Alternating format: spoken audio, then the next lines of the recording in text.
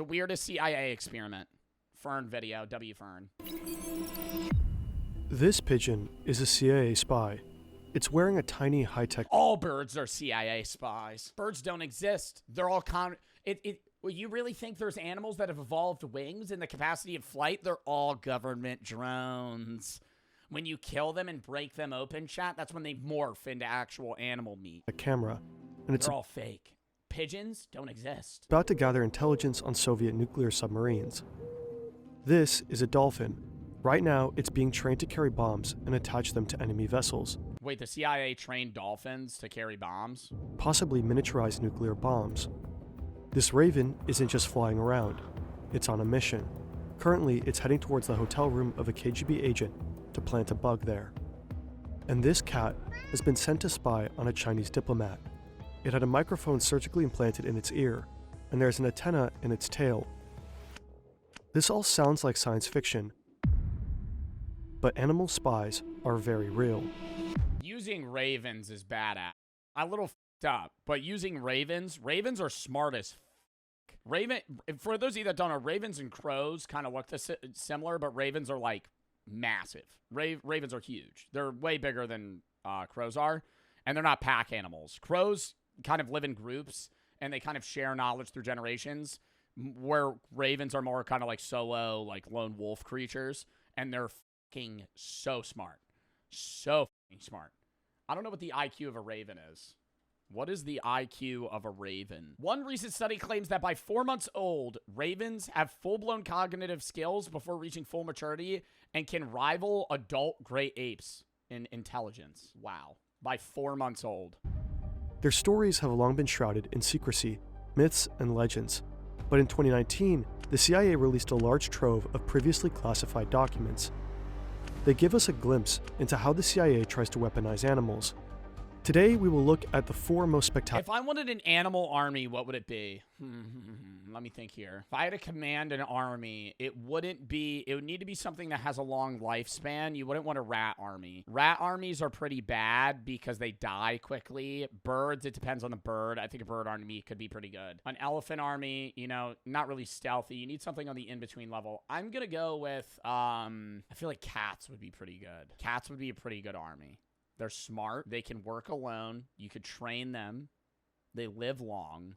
And they have a lot of babies. Wolves? No, I would go cats. If I had an army of animals, I'm not talking about, like, for killing people. I'm saying for, like practical usage. Spectacular projects. Humans? Okay, well, that would be slavery. They reveal a story of Cold War paranoia, unchecked hubris, absurd waste, spectacular failures, and wild ideas that were taken too far.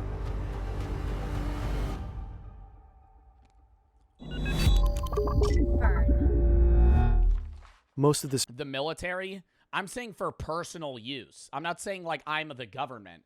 I'm saying in my backyard, I'm training cats to fucking plant bombs or something. Like that's like, in that situation, that's what the CIA is doing. They're not going to train a human to do that. That would just be manipulating somebody. This video is based on declassified CIA documents. Of course, the CIA wants to present itself in a certain way. Raccoons! Raccoons. Raccoons. The creatures of the night. Yeah. That's a good army. You could train them well. They're little bandits, too. They steal something. You could rob a bank with a raccoon. You could rob a bank with a raccoon. You got enough raccoons... Hey, you could probably do high scale level crimes. Light, and it's careful about what it reveals. Some parts are heavily redacted, and sometimes other sources give conflicting information. No, possums are weak. Somebody said possums. We're gonna need a rewind. Possums are weak though. Possums a bad pick. They'll either play dead or they're just stupid. They're not a good pick. Marsupials, not a good pick. Not a good pick. You don't want one of those. I think raccoons are probably a better choice. Possums, I don't know. I think a possum's more useful in large level scale crime, dead than alive. I think a dead possum is more useful distraction than an alive one. Personally. A tardigrade, those are microscopic. Ants. Or bees. bees, a bee army. Most of this video is based on declassified CIA. Do you have to have a license to just like grow bees? Like, could I just start like raising bees? There has to be some legality on that. Like, I'm not allowed to just start a bee farm without like some sort of license. Grow them? Yeah, like make a fucking like farm for bees. Most of this video is based on declassified CIA documents. Of course, the CIA wants to present itself in a certain light, and it's careful about what it reveals. Some parts are heavily redacted, and sometimes other sources give conflicting information. We can only present what we know, and if we don't know something, we'll be transparent about it. Well, the CIA is probably leaving out some of the, you know, areas where they kind of tried to train pigeons to, like, suicide bomb people, if we're being real. Like, there's probably some instances where the CIA didn't want to be like, hey, yeah, we trained an animal to, like, run at somebody and then we would detonate it. As always, you can find our sources in the description.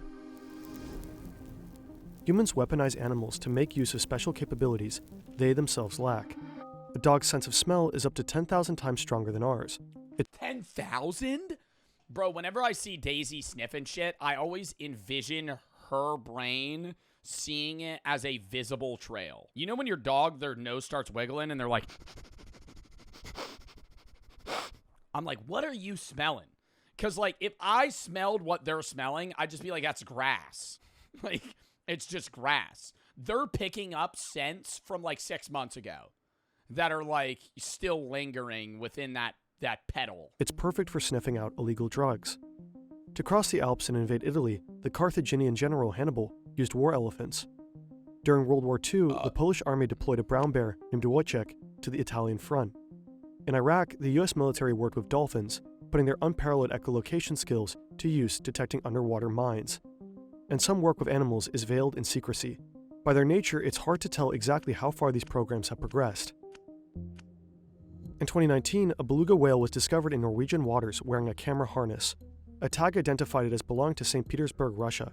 It was quickly accused of being a spy. In 2007, Iran apprehended 14 squirrels near a nuclear enrichment plant. The animals were arrested. Apprehended them. Halt! Halt! You're under arrest! Just a squirrel just running away. How did they apprehend a squirrel? They shot it. How are you catching a squirrel? Arrested as spies. In 2018, a senior military advisor told journalists that Western nuclear spies have been using lizards to collect information about Iran's nuclear program. How? Animals have an inherent advantage that human spies lack. People simply don't notice them. Unlike human agents or advanced technology like drones, animals can typically pass undetected, even in secure areas. But there's a problem. Animals are not natural spies. They need training. During the Cold War, the CIA faced a mighty adversary, the Soviet Union.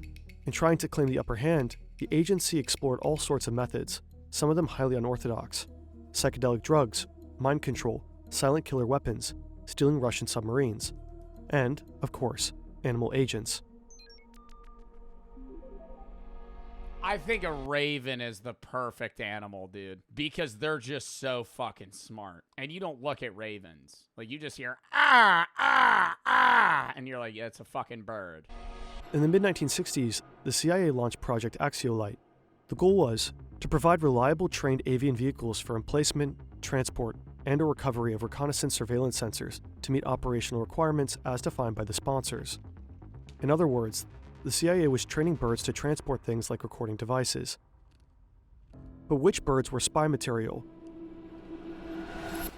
There were several candidates, some stronger than others.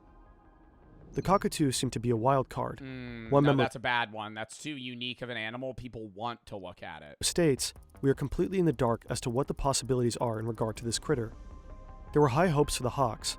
Brandy and GB are two of the program's hawks. They were especially reliable and determined. They could locate specific objects or features in strange territory. They could carry a 13-ounce package for more than a mile. They could even remove objects from a harness they themselves were wearing. But in general, they were not considered strong flyers. Horned owls respond to a high-frequency whistle and can be recalled by trainers, even in extreme low-light situations. But in daylight, their ability to discern objects... Have you ever seen an owl's ear? It's gross. I'm gonna show it. Hold up. Owl's ear.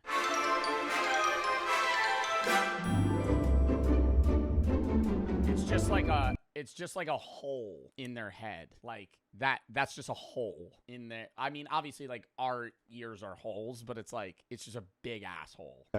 Is much worse than that of other birds. As time progresses, one unlikely candidate stands out. Why do you know this stuff? I love learning about random stupid shit. Like random stupid shit. It's just, I don't know. It's just fun. Like I like knowing like little, I think it's more so like I go down big rabbit holes of like learning about stupid shit that most people don't care about. Like I'll hear a fun fact about something that most people would be like, oh, cool, forget about it. I'd be like, really? And then I'll spend an hour Googling it. Doodah. And I'll retain 20% of the info. A raven. We now know that ravens are extremely intelligent birds. They have excellent memories, can plan for the future, and are capable of using tools and solving puzzles. Researchers have found that 4-month-old ravens can perform certain cognitive tasks, as well as adult great apes. We just Googled that. CIA documents usually stick to dry facts, but Doodah was Project Axiolite's superstar. In one memo, an agent dedicates a whole page to the saga of Doodah. Project Axiolite began at a Navy facility at San Clemente Island, off the coast of California. There, the CIA tested the strength of various birds. Their task: fly from the island to a boat and back. This might sound easy, but the distance was challenging, and the winds could be strong. Most birds can manage to fly between 50 yards and 1.5 miles. 50 yards? 50 yards? What are we fucking breeding chickens? Are you throwing it off a cliff? An animal that can't fly flies 50 yards. What fucking weak-ass bird is that? Doodah, meanwhile, flew 3.5 miles. Oh, God. A few months later, he was almost doubling that distance. He was also problem-solving. In every session, he would figure out exactly the right altitude he needed to fly for the unique wind conditions. Wow. Aggressive native birds posed a major I wish I could fucking fly, man. Just, have you ever, like, looked up at a bird that's really high up and been like, they're having the time of their fucking life? Like, maybe they're actively not thinking about it and they're obviously looking for food. Like, they see everything. They're like a mile up. Not a mile up, but they're high as fuck. They can see, like, over skyscrapers, they're that high. Like, they can see all of New York. Threat to the CIA trainees. Wild gulls and ravens soon figured out their training schedule. Once they knew when the CIA birds would show up, they would lie in wait and then attack. But Doodah solved this problem too. To avoid the gulls, he'd keep to a higher altitude and outfly them. The wild ravens were another matter. They would hide behind the bluffs, waiting for an opportunity to attack. Doodah's Why would they attack Doodah? solution was to engage in brief dogfights with the ravens, while leading them further and further from shore. After about a mile, they would give up and turn back. Okay, but this is like a used case, though. This bird is just smart as fuck. Ravens' intelligence made them good at more than flying. According to Bro was actually the fucking John Wick bird. Like, he had multiple groups of birds trying to attack him, and he just fucking solved it himself. The CIA was like, dude, we can't really train the bird right now. There's Oh, never mind. He's beating the shit out of them. to Navy animal trainer Never mind. The Raven's just solving it himself. Bob Bailey, they could be taught to recognize specific desks, open drawers, and carry heavy objects like file folders. The CIA started training ravens like Doodah extensively, and eventually used them in the field. According to the CIA documents, this is how they did it. A CIA agent wants to record a secret conversation between enemy agents. He knows where and when it's taking place, down to the building and the exact room. Now he needs to get a recording device close to the conversation as inconspicuously as possible. To do this, he goes to a nearby building with a view of the targeted location, no more than 300 feet away. With him, he has a trained raven. At the appropriate time, he aims a tiny flashing laser at the window ledge outside the room where the conversation is taking place. Then he releases the raven from its cage. The bird takes a disguised listening device in its beak and flies to the spot indicated by the laser to plant the equipment. The agent then turns on a special desk lamp to signal to the raven that it's time to return. Dude, you gotta be fucking kidding me, man. How do you teach a bird how to do this? Like, I understand the bird's smart as fuck, but there had to be a guy that figured out, like, just through repetition, like treats and stuff like a dog, but like, this is highly complex stuff. Later on, the raven is sent to retrieve the Like, the bird could just fly away. Like, the bird, If the bird really wanted to, I understand it's trained, but if the bird really wanted to, it could just be like, nah, I'm done with this shit. I'm just gonna go live in the wild. The recording device by the same method. At least, this is how it's described in the document, Operator's Manual, Avian Delivery System. In real life, things didn't go as smoothly. Training a wild animal to be a spy takes time. It takes planning. If the CIA is still training animals today, they're most likely using Udo's all-in-one management software. Oh, they're really using Udo? The wrong windowsill. And when a device is molting, they a lot less challenging than spy training, a raven. When ravens were molting, they couldn't fly comfortably. One put the listening device on Molting? I thought that's like a thing snakes and crabs do. Molting? the wrong windowsill. When ravens were molting, they couldn't fly comfortably. Molting? Molting? What does that mean? What is it doing? It's getting rid of its feathers? One put the listening device on the wrong windowsill, and when a device made it to the right windowsill, the microphone picked up so much ambient noise, the recording was useless. The document suggests that this whole technique was only used a single time, and the attempt seems to have been— Damn, how do birds grow feathers? Birds growing feathers. Time lapse. Oh, God.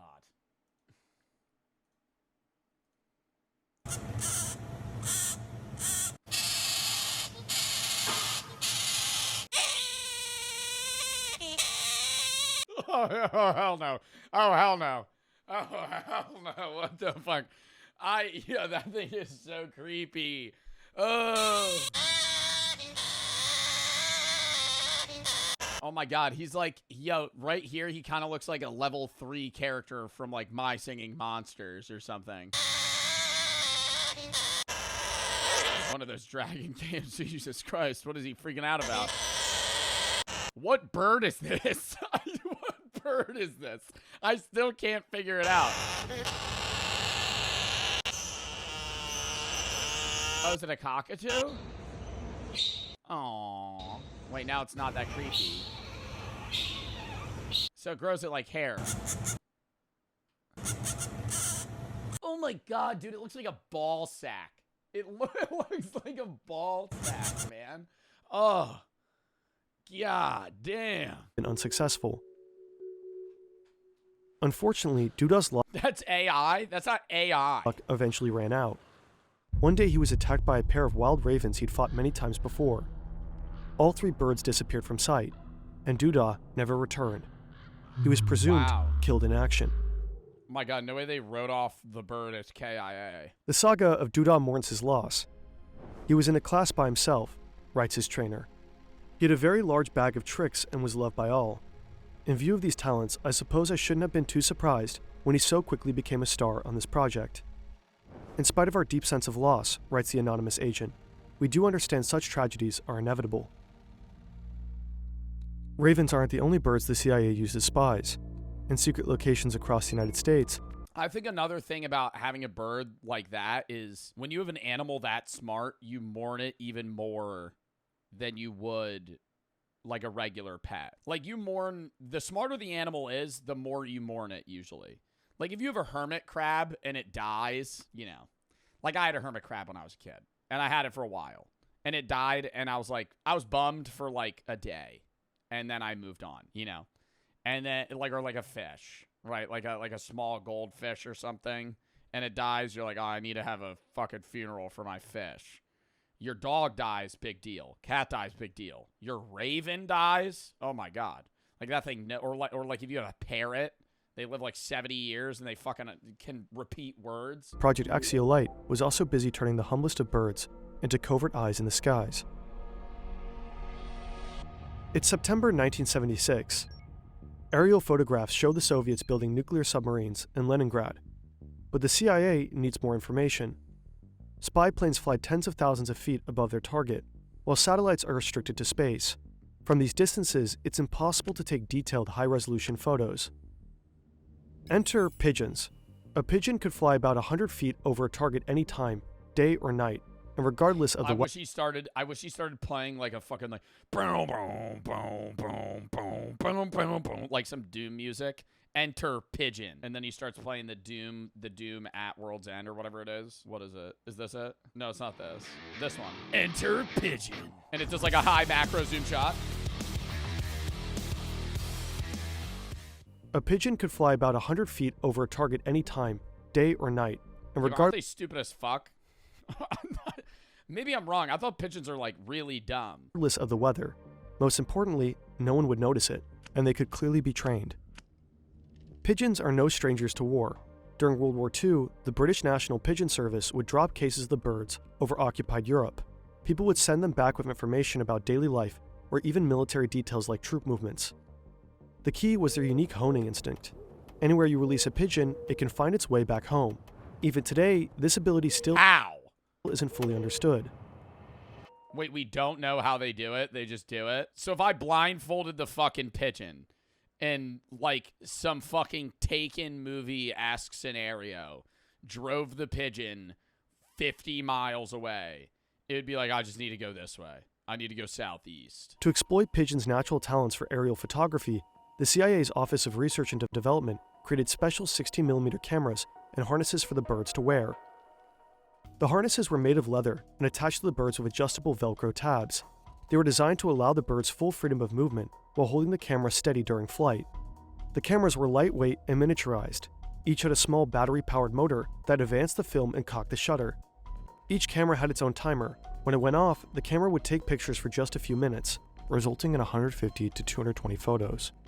Together, the camera and harness weighed just 39.5 grams. To produce useful images, pigeons needed to fly directly over their target at exactly the right time, but this could be difficult to arrange. Once they were released, the pigeons would fly back home in a more or less direct line. If the target was located on that line, there was a fairly good chance the pigeons would fly over it. But in covert situations, it wasn't always possible to release pigeons in ideal locations. Some areas were restricted, others were too exposed. To get around this problem, CIA handlers tried to teach the birds ABC flight.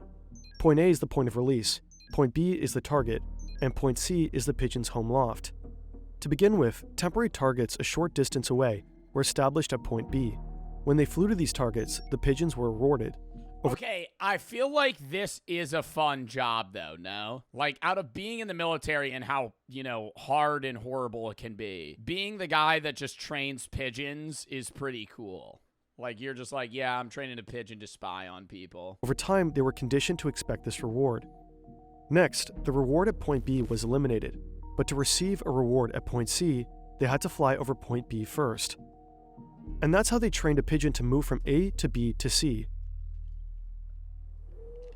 Once the birds were conditioned, they moved on to longer training flights. Inflatable white radomes 20 feet in diameter were used as point B.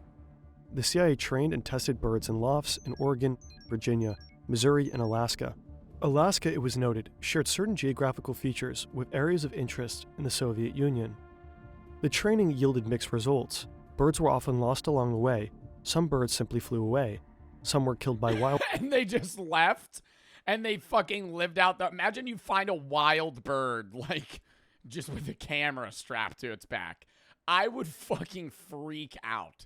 If I saw a bird land, I was like, is that a fucking GoPro on that pigeon right in front of me? Wild birds. On the longer training flights, many birds flew too low along freeways and were hit by cars. Birds sometimes disappeared while wearing the special equipment that had been developed for them. Losses were time-consuming and expensive. Each time a bird was lost, a new one had to be purchased and trained. Some of the how much does a fucking pigeon cost? Photos taken were very high quality. Some missed the target entirely. Even when the birds were fully trained, they could be relied on to complete their ABC mission only about 1 out of 4 times. A C flight still held potential, though. If the release point was chosen carefully, with the target area between it and the home loft, CIA analysts felt there was a high probability the birds would fly over the intended target and obtain the high-resolution photos required. So the CIA knows that the Soviets are building nuclear submarines in the Admiralty and Sudomek shipyards in Leningrad, now known as St. Petersburg, and it needs high-resolution photos. Time for the pigeons to shine. An agent will have to release the pigeons with the shipyards between himself and the pigeon's home loft. To do this without being detected will require clandestine release techniques. The documents mention 3 that are considered... Bro, why do we gotta do this shit, though? Like, I'm not trying to get into, like, a war talk, but, like, if we were a peaceful, like, world, we wouldn't need to be training pigeons to fucking spy on people. If we weren't in war, Like, we would just, like, obviously this is, like, valuable info to learn about animals and how you're able to train them. But it's just like, dude, like, they're doing this for the sole purpose of gaining info on, like, an enemy state. Detected will require clandestine release techniques. The documents mention 3 that are considered as options. One is releasing the birds from underneath a large overcoat. The second option is briefcases and shopping bags with trick bottoms. The third option is this Volkswagen Beetle. A hole is cut in the floor. When the car is parked, pigeons are released through the hole. They waddle out from underneath the car and immediately take flight. The operation is to go ahead by August 1978, but here the trail goes cold. It's unclear whether the operation actually ever happened. The documents don't say. While the CIA's birds may have gathered invaluable aerial photo insights, other agents were being trained to sabotage enemy ships. This is James W. Fitzgerald. He's an engineer and physicist. It's 1964, and Fitzgerald has been thinking Dude, I feel like you could train dolphins to, like, kill people. Like, they're really fucking smart and big animals. It's not like training a bird to, like, spy on people. about dolphins a lot. At a cocktail party, he mentions that he believes the animals could be used in warfare. The person he's talking to happens to be an admiral in the US Navy. He's intrigued enough to introduce Fitzgerald to someone from the CIA. Around the same time, the TV show Flipper debuts. It's about a crime-fighting dolphin in a marine reserve in the Florida Keys. Like most dolphins, Flipper is smart and friendly to humans, and he responds well to commands. We'll never know whether Fitzgerald and the CIA were inspired by Flipper, but it is plausible. According to the The Flipper show is the reason they decided to fucking hook bombs to dolphins and make them plant them in ships. Washington Post, at this point, the CIA sends Fitzgerald to Florida, where he establishes a small laboratory. The same year, the CIA begins its dolphin program, Project Oxygas. The aim of Project Oxygas is to show that dolphins can be used in attacks against enemy ships. To this end, harnesses and nose cones are created to allow the dolphins to carry items. Someone in the CIA even produces this drawing. The dolphins are happily towing the explosive devices given to them by their handlers on top of the submarine. The program quickly passes its first test. It demonstrates that a dolphin can place a simulated explosive device against the propeller of a PT boat anchored in the open sea. In November 1964, the Deputy Assistant Director of the Office of Research and Development writes that Project Oxygas has progressed more rapidly than we anticipated. It's unclear exactly what sort of simulated explosives these dolphins were carrying. The sentence that specifies this is partly redacted. How do the dolphins understand when to plant it? Do you know what I mean? Like, I understand they're towing the bomb and you could train them to move it from point A to point B, but how are they understanding how to attach that bomb to a specific rotor or something? Like, yeah, they swim by it, but, like, they don't have opposable thumbs. Like, they're just, like, swimming by it and maneuvering it in a way that they're able to. Yeah, training, no shit, but how? The CIA probably planned on using conventional explosives, but if this was the case, why the need for secrecy? A 2021 article in Popular Mechanics suggests a haunting possibility. In 1965, miniaturized nuclear weapons might have seemed achievable in the near future. The magnitude of such an idea would certainly explain the need for continued secrecy. Oh, like they were if they were able to make a mini nuke, they were going to use a dolphin to carry it. I don't know how safe of an idea that is to have a non-human animal carry a nuclear bomb, regardless of how well trained it may be. That seems a little crazy. The program's first success unlocks other goals. Trainers explore having dolphins. Did they ever actually use it, though? I understand they trained this, but I want to hear, like, about a time where they actually blew up a submarine by, like, a dolphin. Like, imagine being, like, a Russian submarine guy, and you're like, oh, look, there's a dolphin outside that window. What is he holding? Dolphins place listening devices on enemy nuclear submarines. The hope is that directly attaching the devices will produce high-quality recordings that allow the CIA to better understand how the enemy's subs work. But wild animals are hard to train. One of the dolphins' strengths is how social they are. They're willing to work, especially as they bond with their trainers. But at some point, this becomes a liability. If the dolphins are performing tasks that please their trainers, then in the field, they'll need extra time to bond with agents before they can be considered reliable. There are also... No, this is where you start getting them addicted to drugs. This is where you start feeding them puffer fish, because dolphins are addicted to puffer fish. And so you start, like, every time they do a task, you let them get high. right? And then they become like druggy, and then now they're like, to get their fix, they have to go plant the bomb. So questions about whether dolphins can carry out operations over longer distances. Yeah, like a cocaine dolphin, effectively. At some point, the CIA seems to realize its limitations in understanding the dolphin's capabilities, and it contacts. You just pour cocaine in his blowhole.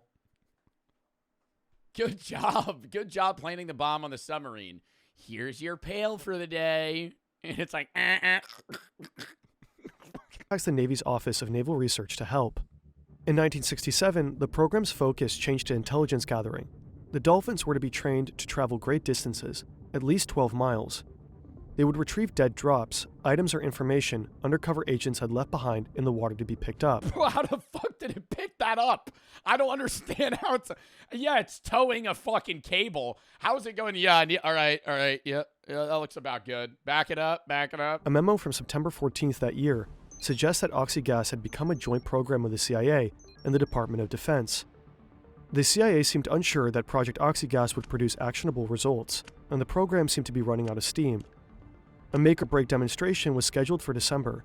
At that time, it would be decided whether Project Oxygas would continue. The demonstration seems to have been a failure. After that time, there are no further mentions of the program in the CIA documents. Surviving drawings and photographs gives us an idea of what Project Oxygas might have looked like. Glimpses of Project Kesho are far more rare. But between the redactions, a hazy picture emerges of likely the oddest creature the CIA ever created. Acousticity. This is Acousticity. Acousticity is the legendary project of Project Ketchel, the CIA's dog and cat program. Of all the CIA's animal projects, Acousticity might have been the most controversial and the hardest to corroborate, depending on who you believe. The saga of Acousticity goes in fundamentally different directions. Here's the CIA story. In 1964, the agency wanted to be able to explore conversations held out in the open. Think two Soviet agents having a conversation in a public park. That required getting close and focusing in on the conversation without attracting attention. The solution is cats, who can often prowl around without people ever noticing them. A microphone is surgically placed inside I wouldn't even say without people noticing them. I think I would notice the cat. I think I just wouldn't care. I would just be like, oh, there's a cat. Cat's ear canal. A transmitter is placed underneath a bunch of loose skin, and an antenna is woven into its fur. The whole procedure is low risk, humane, and minimally invasive. But the cat is still a cat. It can be trained only so far. Eventually, it will do what it wants. Acousticity was never deployed in the field, and the listening devices were carefully removed from its body. But Victor Marchetti, who was special assistant to the CIA's this guy looks like somebody that would be like, why don't we plant a wire in a cat? Deputy director in the 1960s, tells a very But he's almost rocking the mutton chops. different story. Here's his Talk about, I haven't seen somebody with sideburns. I feel like this is the last guy with sideburns. his version. It's sometime in the 1960s. The CIA puts a Chinese diplomat in France under surveillance, but their bugs don't just pick up his conversations. They record all the noise in the room, including the squeaking of the couch. Individual voices are inaudible. This is characteristic of the microphones of the day, which tend to record everything around them indiscriminately. The anatomy of ears, on the other hand, allows us to focus on certain sounds and exclude others. This and your brain's auditory processing abilities are why you can have a conversation at a noisy party without being overwhelmed. Well, aren't there people that are like autistic that have problems with that, where in high like volume areas they can't discern sounds from others, like in lunchrooms? Because like if you actually when you're in like a lunchroom or a club or something, like it's so loud, but you can just tune out specific sounds, but some people can't do that. Overwhelmed by every sound. Jesus, flash warning. When Acousticity turned its head, it would direct the microphone inside its ear. According to Marchetti, to implant the equipment, they slit the cat open, put batteries in him, wired him up, including putting a power pack in his abdomen. The tail was used as an antenna. They made a monstrosity. To focus on a single conversation, Acousticity would need to be trained. His handlers found that hunger or sexual arousal would cause him to simply lose interest and wander off, so they attached wires to his brain to monitor and neutralize those impulses. They put wires in his brain to make him not hungry or horny. Marchetti claims the CIA did attempt to use Acousticity in the field. The cat was then put on a test, sent across the street to eavesdrop on a conversation. being monitored by a van loaded with equipment. And as this poor little monstrosity waddled across the street, a taxicab came down and ran over it. So it was $25 million down the drain. $25 million was a lot of money then.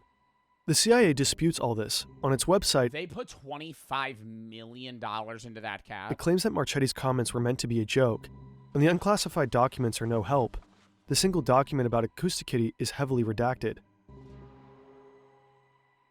The CIA didn't just train and transform animals, it also recreated them. This looks like a dragonfly, but look closer, it's a machine, the Insectothopter. The CIA created this tiny gas-powered listening device back in the 70s. It contains a microphone, and it can flap its wings rapidly and fly just over 600 feet in a minute, guided by a laser beam. A remarkable technical achievement, with some serious limitations. Even a light breeze can throw the road off course immediately. It was never used operationally. In a memo, the CIA's Deputy Director of Research and Development wrote that unfocused experimentation in the animal programs represented the worst kind of waste in terms of manpower and money. The unclassified documents often suggest that the CIA was simply exploring. Somebody said gas-powered? Yeah, it was the 70s. Probably didn't. Nowadays, I feel like they probably have better shit. Nowadays, they definitely have, like, drones that look like bugs for, like, spying and shit. What animals could do without having any real objective in mind. And the results are somewhat disappointing. Ravens were trained for years just to be killed by wild birds. Pigeons randomly disappeared with gear worth thousands of dollars. And depending on who you believe, an expensive cyborg cat was at best useless in the field, and at worst immediately hit by a car. The declassified documents suggest that by the mid-1970s, the animal projects had fizzled out. Fuck, imagine that, though. You're a part of the fucking CIA group. Like, yeah, we're basically manipulating this cat so we could spy on people. You release it, and 10 seconds later, your fucking 5 years of work just boom, hits it. Despite this disappointment, the quest to weaponize animals continues. Oh, yeah. The United States Defense Advanced Research Projects Agency, known as DARPA, has been running programs aimed at controlling insects for espionage. In 2012, a team at They control insects for espionage? I thought they would just create fake ones. MIT announced that it had developed a neural probe that plugged into moths' nervous systems, allowing for their flight to be controlled. Engineers at the What? They were able to fucking implant something in a moth to where they could just control it like a zombie? University of Washington have implanted moths' antenna into the Smellithopter, a drone that can actually pick up smells. And in 2018, DARPA announced the Persistent Aquatic Living Sensors program. The program explored the possibility of using aquatic creatures as living alarm systems.